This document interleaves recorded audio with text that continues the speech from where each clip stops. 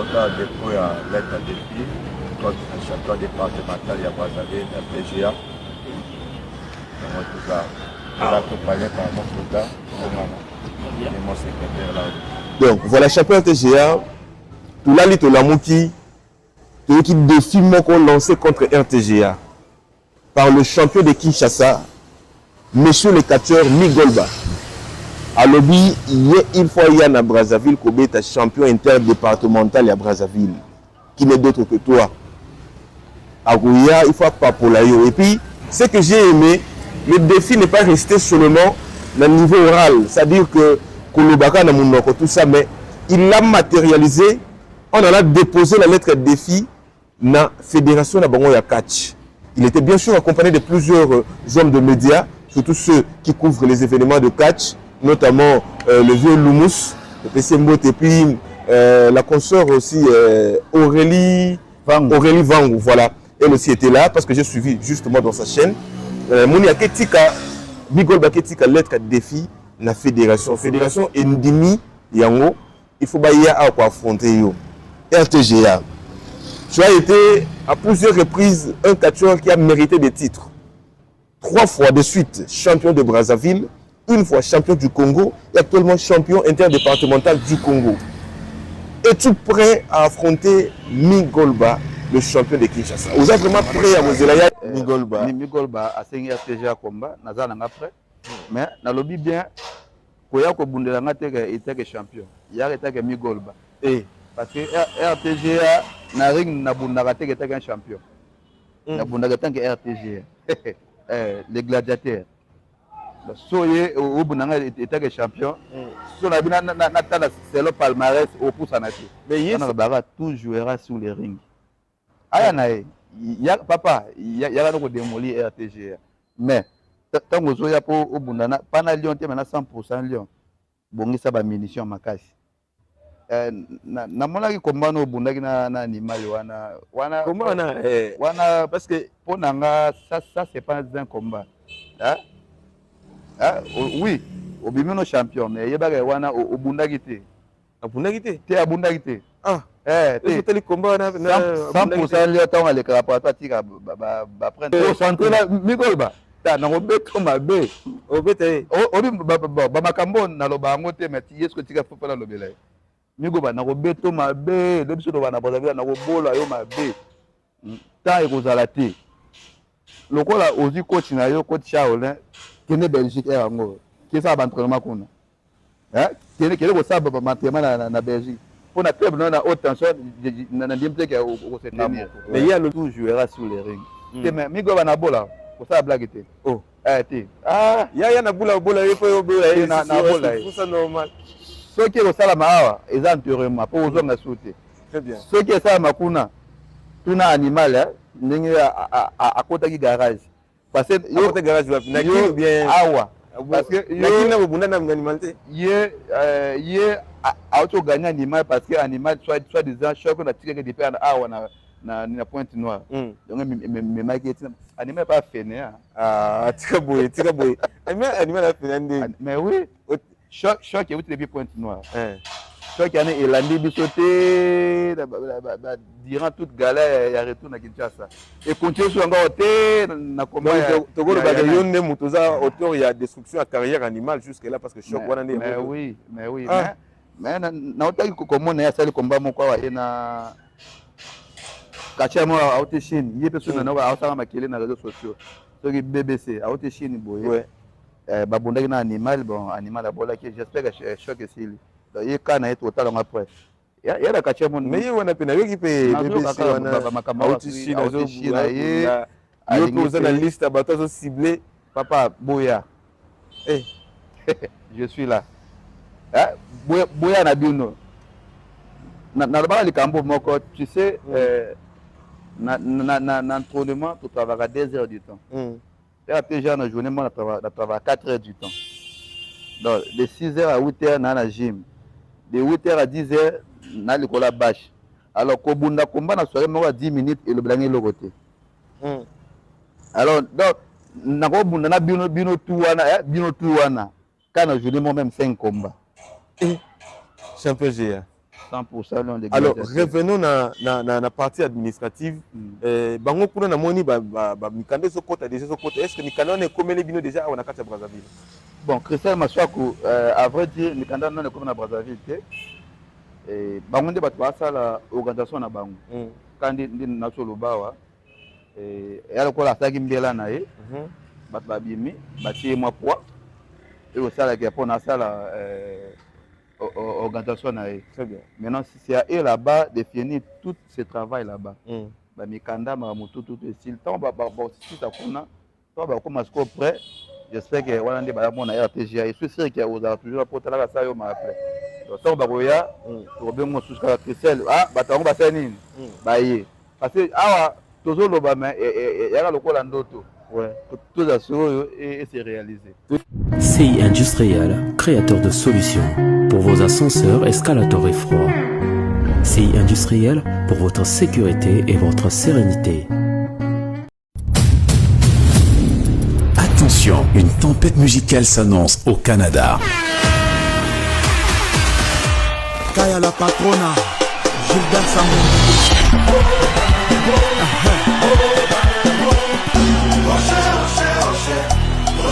Roga Roga et Extra Musica pour un concert explosif à l'Olympia Montréal.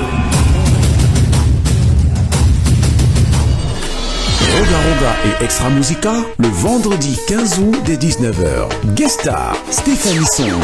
Arrache ton billet maintenant à $69,99. $138 VIP. Infos et réservations +1 514 216 1588. Un événement PSK Immigration, une présentation du président Job. Africa Uni Télévision, une longueur d'avance. Christelle Massokuna Lelai. Christelle Massokuna Lelai. Africa Uni Télévision, une longueur d'avance. Christelle Massokuna Lelai. Christelle Massokuna Lelai. Africa Uni Télévision, une longueur d'avance. Christelle Massokuna Lelai. Africa Uni Télévision, une longueur d'avance. Christelle Massokuna Lelai. Vitesse. Africa Uni Télévision, une longueur d'avance. Christelle Massokuna Lelai. Christelle Massokuna Lelai. Africa Uni Télévision, une longueur d'avance. Christelle Massokuna Lelai. Christelle Massokuna Lelai. Voilà, mesdames et messieurs, c'est vraiment un très grand plaisir pour moi de me tenir devant vous pour vous présenter ce nouveau numéro de l'émission EcoCatch. EcoCatch qui est une émission qui ne parle que des catcheurs, plus précisément ceux du Congo-Brazzaville. Et parlant de ceux du Congo-Brazzaville, il y a certains qui font la fierté en remportant plusieurs titres, notamment celui qui est ici avec moi sur ce plateau, le champion RTGA, récemment champion interdépartemental du Congo, mais avant 3 fois de suite champion de Brazzaville, une fois champion du Congo et actuellement, comme je l'ai dit tout à l'heure, il est champion interdépartemental de Brazzaville.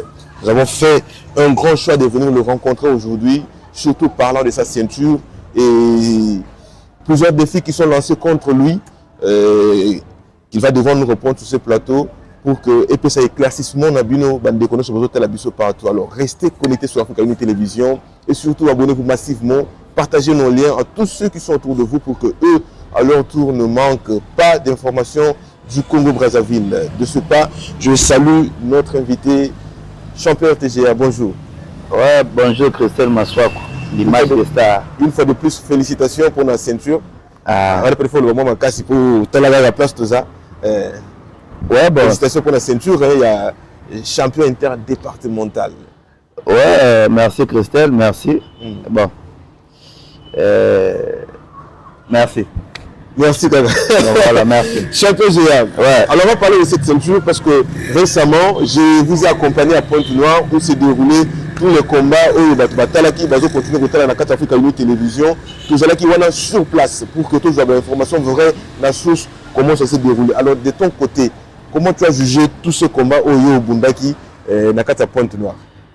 Ouais, merci Christian Maswaku. D'abord, Longonia na Konaka, Comité national de catch. C'est pour la première fois que le championnat peut être journaliste. Ouais. La première fois. Et puis quel journaliste, l'image des stars, Maswako, il était là, quand on est à Choloba, accompagné du début jusqu'à la fin. Ouais. Bon, on a Choloba, il est qui rending les Kanaki, parce que combat moqué ils a raté. Combat moqué ils a raté. Parce que tant que tu as l'école, il est pas ça, et comme gagner tout le bac, il y a toujours un gagnant et puis un perdant. Donc voilà, c'est ça. Alors, il faut signaler que la ceinture et ceinture Bundama dans catégorie, il y avait une catégorie, il y a roi, ceinture du roi. Il y a catch à Congo qui a été remporté par le maître Kabo Assens, que nous saluons là où il est. Il y a aussi une deuxième catégorie, la ceinture il y a champion interdépartemental, Zaki Bongo, Nastil Corias, champion TGM Mutazwaki Ango, et puis Nastil Fétiche, Zaki, champion Makila, Tintin, Autopécipé Mbote depuis Pointe Noire. Et il y avait encore une autre catégorie, j'espère, la coupe du Congo, la coupe du roi. Coupe du roi. Parce que Coupe du Congo, tout est Wesso. Coupe du roi, champion Abbé Santabara. Azwaki. Voilà. Il y a Azwaki, on va Coupe du roi. Il y a Azwaki Coupe du roi. Donc, et cela, il peut bien. Alors, l'organisation, on a mis tout le monde qui peut connaître et s'investir, Konaka plutôt, et s'investir pendant ma casse grâce à président Mopao. Et puis, suite à Yéndong Zalagaka, va s'investir pendant ma casse. La Nyon soit une organisation, et c'est la main de pour que et moi, ça va bon, on a mis sur la bateau. Oui, merci Christian Maswako. D'abord, on peut sa félicitations dans la championnat surtout. Oui. Parce qu'on n'est pas champion par hasard. Le roi Nabiso Kabo Assens, on a Zapero Azolité, on a petit jusqu'à présent. On a Kofi à Kachakou. Depuis Kofi T. Roga ya Kachakongo. Roga Kachakongo. Faut bon ça pour combat ya Roga na Mila Kachi. L'ambassadeur missile. Très bien. Voilà, donc Roga ya Kachakongo. Pour l'instant. Ouais. C'est le roi Kabo Assens. Très bien. Que je salue parce qu'à la prochaine il sera face à RTG. Il faut approuver maintenant qu'il est à roi. Mais pour l'instant, tout le monde peut se respecter. Pourquoi? Parce que Ada Vio, Azaki avant Bisso et Azana Bisso, et puis Azaka pour maintenir. Très bien. Ada Motomo, il faut tout ça vraiment la place. Les rois. Il y a un calamité RTGA qui était là. Voilà. Mais maestro, quand même, tu as parlé d'un petit défi. Maestro, Landa.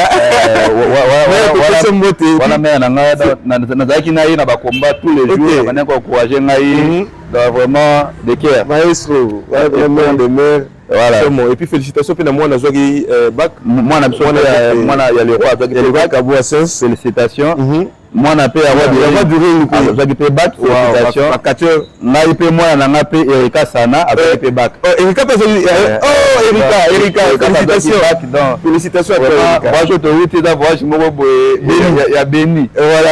Elle a déjà fêté l'anniversaire de la Ring.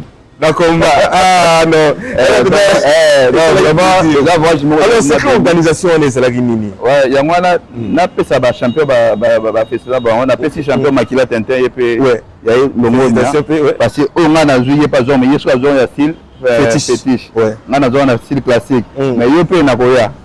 Très bien. On a bali tout faut na toucher tout le champion. Champion Makila RTGA koya dans dossier na ezali calamité. Très bien. Mais Christelle, bon, concernant l'organisation, tant de monde et le Canada qui a passé qui présent, on a des difficultés tout le monde et le Canada qui le monde a passé l'organisation. Mais où les qui naissent wana et bisomoko et tout wana na bokasi il y a l'homme de Konaka, on a bien l'homme de Konaka, le président Mopao Blanchard, la place Zali Bambote Belé, parce que nini, ils ont basé fort un bon et outil na poche. Il y a président Yemoko. Très bien. Abimi Simbon on a eu, à ça de l'eau qu'on a eu. Ok, catch, on a besoin de soutien. mbongo ne utaki na poche na yemo mbongo euti na poche ninga loger ba quartier nyonso tout na kutu na Brésil donc ligue ya Pointe Noire na kona kande basali keloko sa nini na pesa kanga merci beaucoup na Jérôme Bimba les ba magi biso akeli vraiment chaleureux donc auto moni wana il a des forts personnels il y a Konaka et puis na ligue ya Pointe Noire donc catch et le bonso le loyo ba sponsor bazate en fait bazana bango mais balengi ko approcher bisoté mais pourtant parce que ba fanda na banda na bango balinga biso ba na bango baza ba fan na biso OK mais bango bato baza na masolo balingi ko mona bisoté donc c'est vraiment c'est mal mais bon donc quand les gens monsa na biso on va toujours continuer Dieu seul sait très bien biso na kaska na losambo nzambe mo wa yebi donc alors bato bele la moni otomoni penza partout tant que kota na combat na yo otomoni drapeau ya Voga Voga la fierté de la musique congolaise ndemo komagi na se wana l'espoir voilà l'espoir de la musique congolaise voilà et lingi ngolobani quelle est cette intimité que tu commences maintenant à partager déjà avec Voga Voga pour que d'abord entrer na yo spectaculaire où le public ça peut donner au yé penza na bandrol wana Voga Voga. Ouais, merci Christian Massok, l'image des stars. Bon, peut-être chez Lampadaire, nous avons attendu nouveau. Oui. Hein? Oui. Pour nous, peut-être nous avons nouveau chez. Oui. Mais nous avons c'est moi, mémoire, moi moqué. Peut-être à cause de souvenirs. Il y avait à l'époque des Ramdam, là où travaillait mon boss, le défunt Didier Nono de Sa Majesté. Sa Majesté. Didier Nono, l'homme de Katakata. Didier Nono. Moto a créé All Star, Ligue des Champions, donc créé groupe amené dans la ville. Très bien. Et parmi les gars du corps j'étais là aussi. OK. J'étais là aussi. Pour ne dire que Roga, le président, il a vraiment bouillé. Na Didier Nono. Voilà. Donc il y a toujours un motapalin.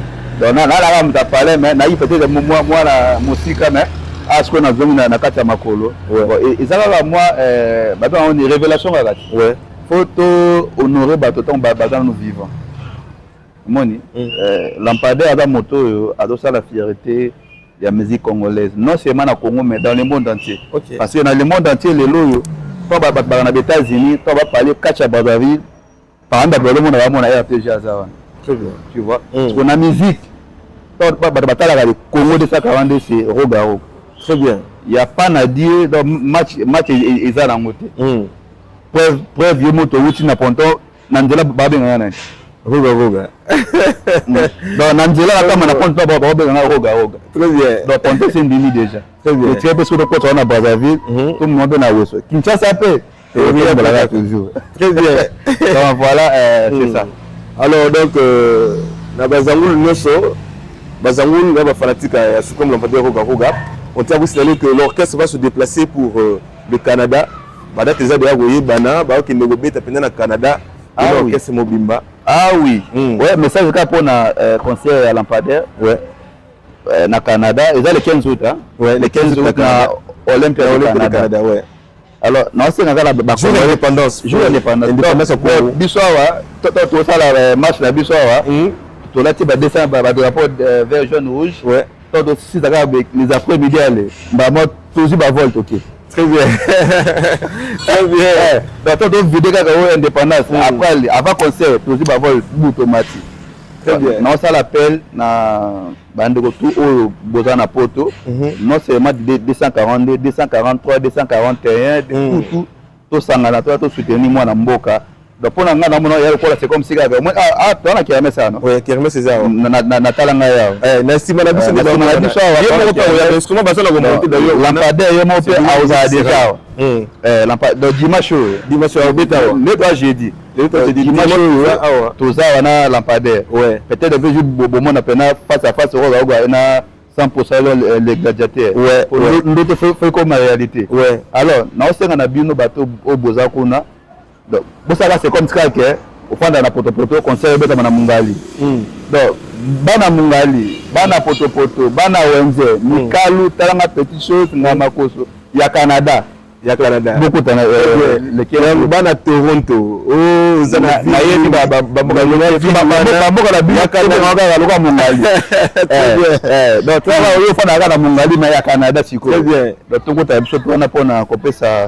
honneur ya mboka msobe bokeli pété na pe nozala très bien c'est ça l'empanneur baga un mot au moins on a 100% de gladiateurs voilà c'est ça voilà donc tous à la wana et ça la peine bien vous qui êtes à Montréal au Canada achetez vos billets et vous allez peine kitoko makasi voilà champion TGA tout là lito la muki tout qui défi moko lancé contre RTGA par le champion de Kinshasa monsieur le catcheur Migolba.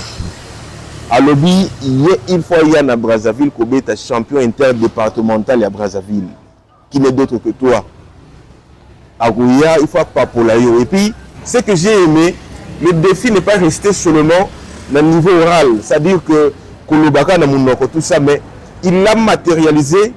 On en a déposé la lettre défi dans la fédération de catch. Il était bien sûr accompagné de plusieurs hommes de médias, surtout ceux qui couvrent les événements de catch, notamment le vieux Lumous, le PC Mbote, et puis la consoeur aussi Aurélie Vangou, voilà. Elle aussi était là parce que j'ai suivi justement dans sa chaîne. Mounia Ketika, Bigolba Ketika, lettre défi, la fédération. Fédération Ndimi Yango, il faut bailler à quoi affronter yo. RTGA. Tu as été à plusieurs reprises un catcheur qui a mérité des titres. 3 fois de suite champion de Brazzaville, une fois champion du Congo et actuellement champion interdépartemental du Congo. Es-tu prêt à affronter Migolba, le champion de Kinshasa? Vous êtes vraiment prêt à vous élayer à Brazza pour tout à l'heure?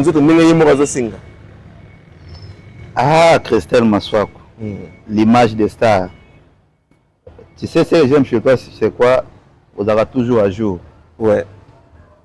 Tant que tu es au courant, mais il y a aussi déjà.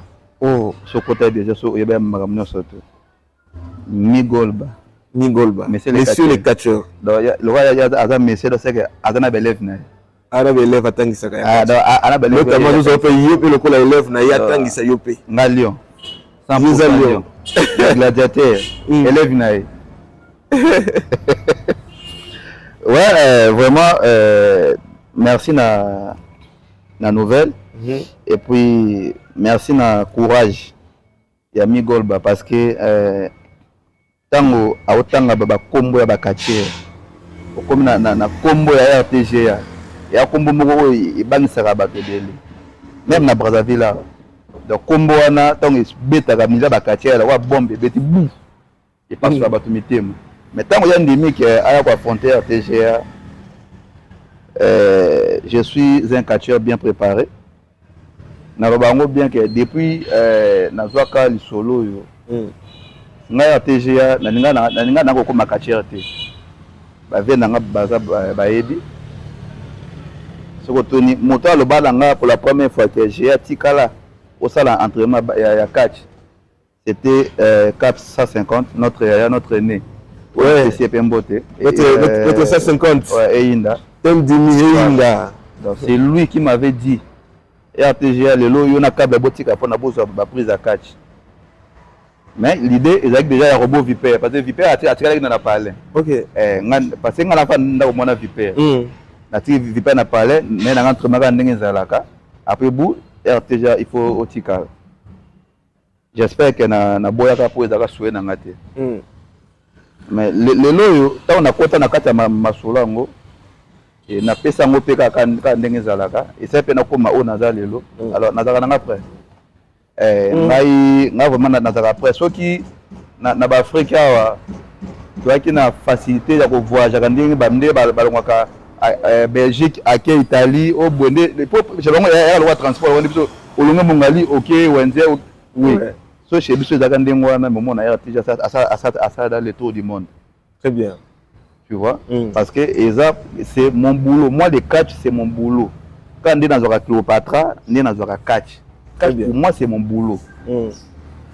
Un loisir, c'est boulot. Pour moi, le catch, c'est un boulot. Parce que un jour, ça va se réaliser à travers le catch. Oui, même si ce n'est pas facile. Mais avec la foi, je sais que Toko Marak, Migolba. Oluki RTGA ngai te na ngai. Na taka nga après. Mais et ça n'a pas sur le oyawa. So oyawa ya lokola oye enterrement na yo po ozonga sauter. Tout nande kona yo soki nani animaux o azaki champion. Donc bilo so komika champion après yo luka RTGA. Oh. Donc na lo babongo. A nouvelle peut-être comme champion maman ba combien de mais animaux peut pareil non animaux wa molai wana animaux. Donc il pensait que comme Adam molai a utilisé taille naie ameka RTGA. Maintenant ayaka kiawa azwaki nini ba makambo nae. Lokwa yo pe lokola oti ko bola animaux au commun champion. Au niveau meka RTGA. Pas de problème. Tu viens mais viens que ta gagné Golba. Mais ko yela ngati ta champion. Oh. Voilà. Mais il y a étant que champion parce que lobby a autour de titre naie, il faut maintenant à défendre titre naie, na lancer des défis dans le pays. A lancé des défis déjà à Brazzaville et tikali Angola, Nigeria. Au moni ce que j'aime à Kinshasa, c'est ça. Donc bana mboka mo ya loisir so ba moni mwana oyo ana mo étoile. Na sima mwana oyo peut-être 10 ou 20 personnes ba ko sepela ba senini ba tie maboko. Est-ce que tu penses que ton Migolba a aussi un RTGA combat? Parce que Anna Bato Basseni, au Bassimbie, Bato Bassimbie, au côté à témoin différent, à témoin différent, ça n'est pas sa organisation. Mais Anna Brazzaville, soit RTGA Sali combat, ils en ont RTGA montant, ils sont bons, on est dans la poche. Mais pourtant, à Brazzaville, il y a grand prêtre et Bazali. Mais oui, nous avons ingraté parce qu'il y a un seul homme. Combat depuis na champion il est le seul oya sunganga oya azoka bena 100 000 na bini si boye RTGA kende ça la combat mon boss Papa Sola Monsieur Dieu Papa Sola l'homme au cœur d'un dieu à bientôt le 12 août anniversaire nini mariage nae donc chef langa alata lopete donc nepsio ils a déjà robieba tu vois. Il est le seul où a RTGA dans sport. Mais si comme maintenant Congo là, il y a beaucoup de gens, bon bada tellement très belé. Donc voilà, c'est ça. Namana le barak Migolba a signé RTGA combat, nazana après. Mais na lobby bien, koya ko bundela ngate était champion. Il y a été Migolba. Parce que RTGA na ring na bundaka te était champion. Na bundaka tant que RTGA. Les gladiateurs. Soyez au Bunanga était champion.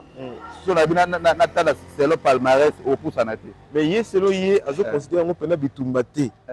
Mais ande ko démolir yo. Ayende ko beta yo na kata mboka na yo.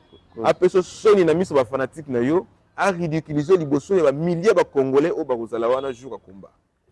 C'est ça son intention. 242 243 ba yedi ki RTGA.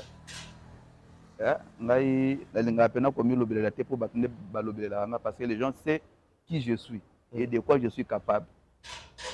On a le bagarre tout jouera sur les rings. Aya nae ya papa ya na ko démolir RTGA mais tant que zoya pour obundana pana lion te na 100% lion bongisa ba munitions makasi. Na monaki komba no bundaki na animal wana parce que pour nanga ça c'est pas un combat oui au bimino champion mais yebaka wana obundaki te abundaki te te teli combat na 100% lio tant le rapport tika ba prenta tant na ka kishasa kona ta Chrisette ngali kambo na lobango moni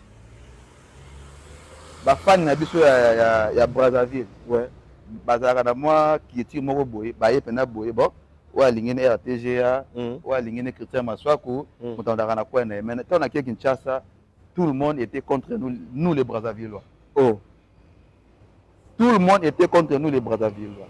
Et ça même na ba chef na bango. Tout le monde était contre nous parce que ba sire na bango. Mais ok, ce qui se passe sur les rings, c'est autre chose. Très bien. Président Pakasa, il y a un colonel Chako, il y a un président fitness, Bambot Nabina, Sabino m'a appelé. Je suis un tangi wana baye bien. D'été indien mutombo. Mais RTGA na 2 jours à Pamba na sombi mateti. Na 2 jours apamba ya komba na somba matete. Matete comme si Maya RTGA. Grand-père nanga lokamba si bolita ebi. Ouais. Wana pena grand-père moto asala mettre nanga robot vipère. Très bien. Ewa. Donc na komina na matete. Ezaki facilité pour na ba ndima yo. Suka nango so tuni président nga mopa wa yebi, tuni colonel Chako, baki na besoin ba somba ya RTGA atika na Kinshasa. Oh. Donc Kinshasa bange ba sa transfert ya RTGA atika ne katira RDC. Donc so la président mopa o albeka OK mais lelo bo mo nga na défendre 243. Donc pour na koloba nini? Moi je m'en fous de tout. Pour na pibi non, nga na 40 pour la mosala, je viens pour me battre. Donc ne pense pas que sur la tête nous le ring n'aura jamais distrait. Parce que concentré là mikolba ta na robeto mabe obete obi ba makambo na loba ngote meti yesko tika fofa la lobela migoba na robeto mabe de biso na bozavila na robola yo mabe ta ekozala te lokola ozi coach na yo coach Shaolin kene Belgique yango kisa ba entraînement kuna kene ko saba ba entraînement na Belgique. Pour la club na haute tension na ndimte que au se tenir. Mais il y a le club na Belgique. Club na est meilleur club à Kin, c'est-à-dire que ba coach a bien fait bazawana, ba tête a bien bazali ba entraîner. Si son club est meilleur na niveau RDC, bon là ça n'engage que eux là-bas. Parce que même n'appelle le loyo, na rolo baté club na tempête du désert, ils appellent meilleur que Brazzaville. Alors ils appellent que ça s'engager kana nani nanga moko. Tout jouera sur les rings. Mais migo bana bola ko sa blague te. Oh te ya na bola yepo bola na bola c'est ça normal. Ce qui est sala maawa eza enterrement pour ozonga sauter. Très bien. Ce qui est ça makuna tuna animal ndenge a kota ki garage parce que yo kota garage na ki bien awa parce que yo na bunda na animal te ye auto gagner animal parce que animal soit disant choc na tiré des pernes awa na pointe noire. Donc mes maquettes animal pas fainé tika boy animal a fainé mais oui choc et vous les pointe noire choc yana elandi bisoté durant toute galère ya retour na Kinshasa et continue sur encore te na combat togolo ba yonne mutoza auteur ya destruction à carrière animale jusque là parce que choc wana ndé mais oui mais na otaki komona ya sali combat moko wa ena kachamo a haute Chine yepe sona na ba osala makele na réseaux sociaux soki BBC a haute Chine boye babundaki na animal bon animal a bola que j'espère que choc esili donc ye kana et total après ya la kachamo mais ye wana pena yo ki pe BBC wana ba haute Chine ye yo posa na liste abato so ciblé papa boya je suis là boya na bino na ba likambo moko tu sais na entraînement tu travailles à 2 heures du temps. Et après j'ai une journée moi je travaille 4 heures du temps. Donc de 6 heures à 8 heures na gym. De 8 heures à 10 heures na likola bâche. Alors ko bunda komba na soirée moi 10 minutes et le blanger le côté. Alors donc na ko bunda na bino tout wana kana journée moi même 5 combats. Champion GA 100% non. Alors revenons na partie administrative. Bango kuna na moni ba mikande so kota déjà so kota. Est-ce que mikande on est comme les bino déjà on a carte Brazzaville? Bon, Christelle Maswaku, à vrai dire, mikande non est comme na Brazzaville té. Et bango nde batwa ça la organisation na bango. Quand ndi na solo bawa yala ko la saki mbela na ye. Batba bimi, batie moi poids. Et au sala qui pour na sala organisation na ye. Très bien. Maintenant c'est à eux là-bas de finir tout ce travail là-bas. Ba mikanda ma mutu tout style tant ba si ça kuna toi ba comme masco prêt. J'espère que voilà ndé ba mona RTGA et je suis sûr que vous avez toujours pour tala ça yo ma après. Donc tant ba koya to be mo sous Christelle ba tango ba sani ba ye. Parce que awa toujours lo ba mais ya lokola ndoto. Ouais, tout ça et c'est réalisé. Tout cela c'est réalisé. Très bien. Alors, si cela en est ainsi, est-ce que tu as un mot à adresser à peuple congolais, public congolais, où l'élo, qui ça m'a fait passer. Mingol Balobi Azoya Brazzaville bêta champion interdépartemental à Brazzaville. C'est-à-dire que c'est aussi quelque chose aux autres tickets congolais. Bah ko bêta congolais na kata Congo. Batebele ba lo bango mais quel est le message que tu adresses à ce public congolais qui te suit en ce moment? Ouais, 242 Code Mboka. 100% lion des gladiateurs l'homme. Hein? Et champion Nabino moto adosala parmi bateau basa la fierté à Mboka donc je suis là et na lobango bien que tout jouera sur les rings oui et ngai na pesa kaka oyo nga na yebi o na yekola nde yango nga na pesa ka likolo etanda ouais mais il faut savoir une chose sur les rings il y a un gagnant et puis il y a un perdant mais on doit toujours être positif. Très bien. Voilà. Moi, je suis toujours positif. Dans Siré Bino victoire, dans Siré Bino défaite, mais dans Siré Bino joie. Et donc, vous avez Bino ya OCP. Au Bayebi, mais vous avez na moi soutien parce que tu vois, quand il y a les combats comme ça là, et c'est un surtout beaucoup plus côté financement. Parce que maître il faut moi gym,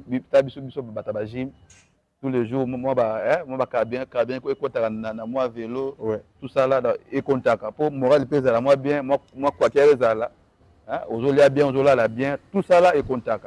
Alors tant biso tout c'est ça bino peut beaucoup quand ça biso attends moi bloc à ça va nous aider tu vois. Tant équipe Ezo Kende a besoin de soutien surtout la population. Surtout même Mikolo na tala histoire à Sangoku. Sangoku tant a Bomabu, tant a tombé Mikolo a 5 aide na population. Donc population de force na biso. Parce que ça bino ma rappelé. Donc vraiment bosu na biso. So pe boyebi moi bateau o boyebi ke ba ko tsa biso maboko ndenge malamu. Vous êtes même les solos et vous avez vraiment malade. Une chose à dire encore, Batunanga na lobango be bolinga pour la victoire pour la défaite mais bolinga pour na o nazali. Donc voilà c'est ça.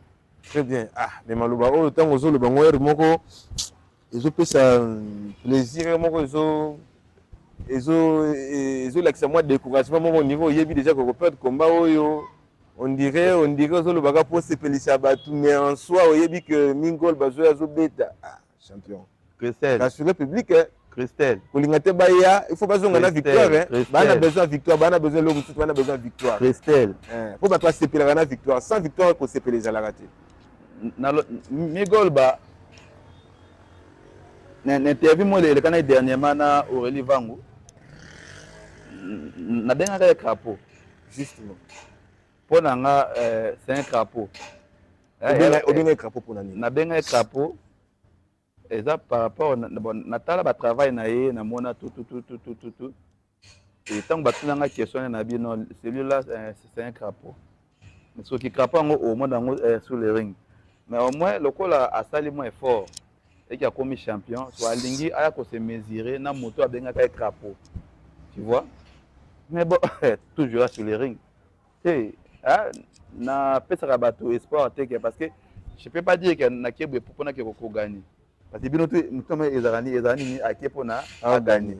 Mais en cas de ce que le contraire. Mais si on a cas où exceptionnel. C'est-à-dire que tout le monde a ndako, na misa papa, na misa maman, na misa bana, na misa bandeki, na bandeko, na misa baleki. Yaya, tu vas te laisser faire.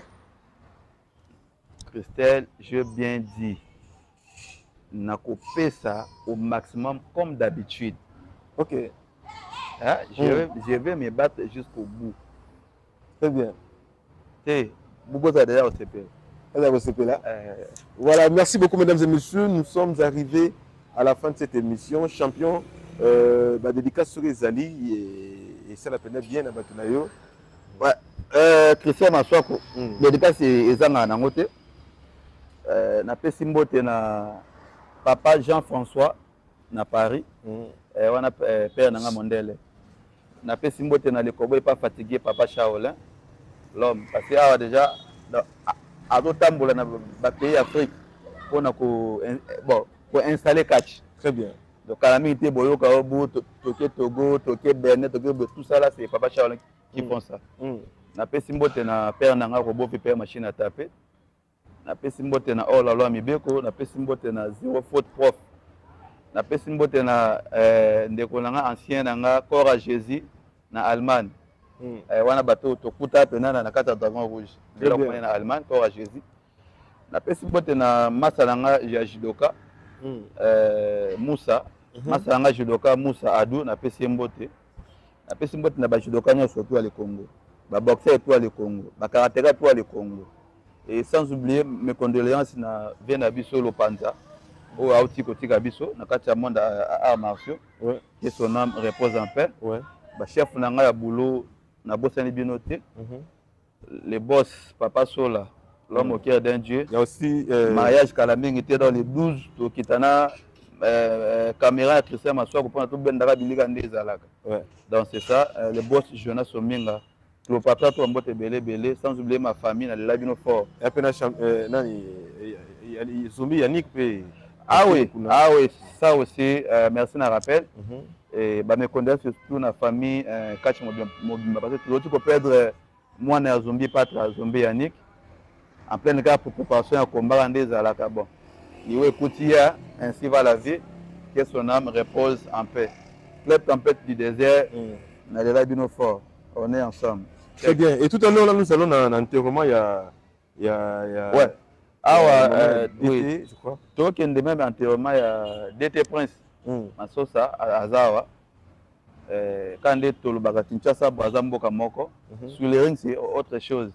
Mais quand on est en Rabouye, mon ninga Azana moi souci, pour tous les gâteaux accompagnés, il y a Batutu Baza déjà Kuna, c'est d'accord, comme tout ça, la moi effectif. Donc voilà, c'est ça, je vous aime. Migolba, Zalakan, on a bien servi. 242, je suis là. Boubanga Binoté. Très bien. Ça n'est fini pour aujourd'hui, mesdames et messieurs. Restez connectés sur Africa Uni Télévision. On vous demande de vous abonner. Abonnez-vous, partagez le lien à tous ceux qui sont autour de vous. Nous à Brazzaville. Merci beaucoup d'avoir tout Nabiso. Merci au président Mopao, le président Konaka. Merci pour l'union. On est allé à Pointe-Noire. Séjour l'équipe Kitoko, Michel et l'équipe Kitoko. J'espère que vous avez un internet et puis vous êtes à Brazzaville en toute sécurité. Vraiment merci pour tout ce que vous avez fait. Et merci à Konaka Mobimba. On est ensemble. Alors, on se retrouve au prochain numéro. Bye bye. Bye. Africa Uni Télévision, une longueur d'avance. Christelle Massokuna Lelai. Christelle Massokuna Lelai. Africa Uni Télévision, une longueur d'avance. Christelle Massokuna Lelai. Christelle Massokuna Lelai. Africa Uni Télévision, une longueur d'avance. Christelle Massokuna Lelai. Africa Uni Télévision, une longueur d'avance. Christelle Massokuna Lelai. Vitesse la vitesse. Christelle Massokuna.